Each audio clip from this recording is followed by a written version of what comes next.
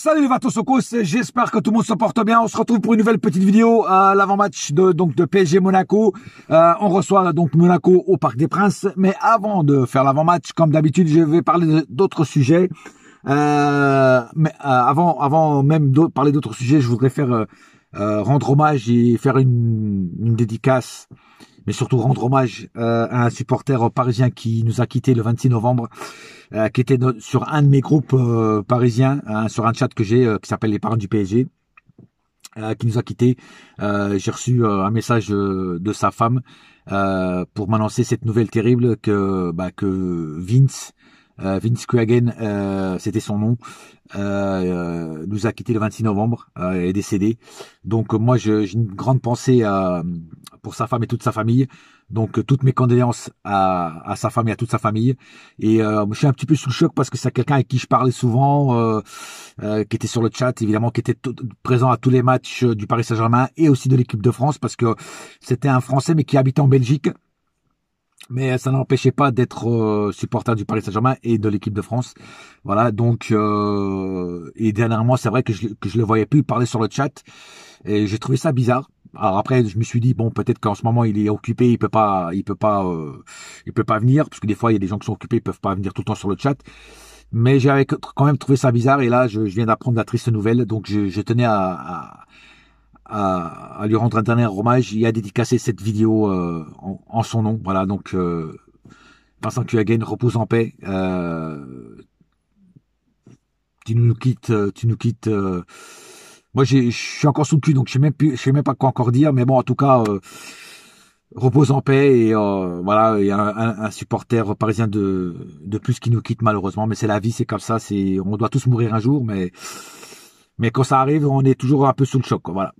Donc cette vidéo, elle est pour toi, Vince. Ceci étant dit, je voulais revenir aussi donc sur les dernières nouvelles du Paris Saint-Germain. Alors, il y a des rumeurs, on reparle des rumeurs de Zidane à Paris, parce qu'il est sur Paris avec Lizarazu et tout ça, enfin toute la clique, le boeuf, tout ça. Alors, les supporters s'enflamment, ça y est, soi-disant il est à Paris pour signer, machin et tout. Il faut arrêter de vous enflammer parce que le mec, il est là. Alors, c'est peut-être pour ça, mais peut-être pas pour ça. Pour moi, il n'y a encore rien de fait. Il n'y a encore rien de signé. Pour moi, Zidane est venu juste faire une petite réunion avec ses anciens potes, ses anciens potes d'équipe, d'équipe de France.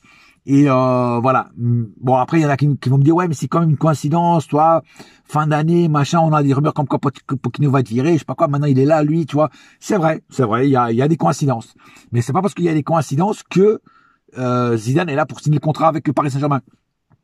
De toute façon, moi, j'ai toujours dit, que ce soit Pochettino qui reste ou que ce soit Zidane, il va falloir faire du ménage aussi dans les joueurs. Parce que c'est pas que le coach qui déconne.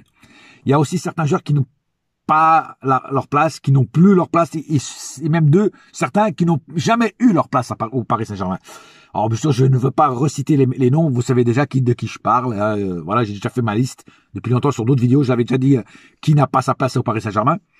Et surtout, il faut trouver des milieux intéressants, des gros milieux qui font le ménage au milieu. Voilà. Donc, on verra bien pour Zinedine Zidane. Maintenant, on va passer à l'avant-match. L'avant-match, donc, on reçoit le Monaco à Paris. Alors, pour ceux qui me suivent sur Instagram, ils savent que j'adore boire des Monaco, bien frais. Alors, est-ce que le Paris Saint-Germain va boire Monaco bien frais aussi? Un petit peu d'humour, ça fait pas de mal. Tarek, c'est de l'humour. Dédicace à Tarek, le débriefeur du Paris Saint-Germain. Du Paris Saint-Germain, de Monaco, pardon, le Paris Saint-Germain. Excuse-moi Tarek, je suis complètement à l'ouest. Débriefeur de Monaco. Voilà, donc c'est un gars bien, donc je sais qu'il prendra ça comme une boutade, enfin à la rigolade, on va dire ça comme ça. Voilà, en tout cas, revenons donc sérieusement à nos moutons. Donc voilà, on reçoit Monaco à Paris. Alors Monaco, c'est une équipe cette année qui qui est en dents de scie, on va dire ça comme ça, parce que voilà, c'est pas le top. Hein, ça devrait être une équipe qui soit dans les 3 premiers. Ce n'est pas le cas. Un peu comme Lyon cette année qui n'est pas non plus au top. Mais ça reste quand même une bonne équipe et ça reste une équipe quand même compliquée à gagner.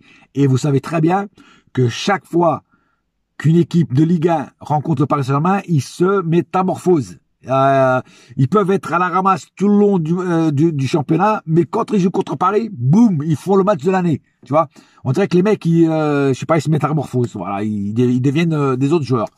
Alors, moi, j'espère voir un bon match de Paris. J'espère voir un match aussi bon que la première mi-temps contre Bruges. D'ailleurs, justement, en revenant sur le match de Bruges, comme j'avais dit, c'est un match à 2 vitesses, à 2 visages. Mais moi, j'espère vraiment voir un PSG aussi bon qu'en première mi-temps. Après, je pense que Monaco va mettre plus de pression que Bruges. Bruges, en première mi-temps, ils ont mis aucune pression. Et c'est pour ça que nous, on était tranquille, quoi. On était là, on se baladait, quoi. Voilà. En deuxième mi-temps, ils nous ont mis un peu plus de pression. Mais Monaco, je sens que eux, ils vont venir au Parc des Princes, voilà, pour faire un match. Voilà, pour faire un match cohérent, un match sérieux et nous poser des problèmes. Et je vois donc un Monaco assez, on va dire assez chiant à jouer parce qu'ils vont nous titiller sur des trucs, sur nos points faibles. Mais moi, j'espère voir un PSG concentré du début à la fin et surtout bon dans les 2 mi-temps. Marre de voir toujours qu'une mi-temps bonne et l'autre dégueulasse. J'espère voir 2 mi-temps de haute intensité, 2 mi-temps où on voit un PSG avec des joueurs concernés. Voilà. Mais bon, ça va pas être une partie facile. Je vous dis franchement, ça va être un match quand même assez compliqué dans l'ensemble. Mais je vois quand même une victoire du Paris Saint-Germain à la fin. Alors je ne donne pas de pronostic parce que moi j'aime pas donner les pronostics, ça porte la poisse, on va dire ça comme ça. Et j'espère aussi voir un Sergio Ramos. Alors j'espère qu'il sera sur le terrain parce qu'un peu marre aussi de voir des joueurs qui sont là juste sur leur transat avec leur tequila sunrise et profiter des couchers de soleil sur Paris. Même s'il n'y en a pas beaucoup en ce moment parce qu'il fait froid. Mais bon, voilà, c'était pour l'image. Mais voilà, j'espère voir un Sergio Ramos sur le terrain et arrêter de le protéger. Si il faut qu'il joue, Voilà. Alors j'espère le voir sur le terrain.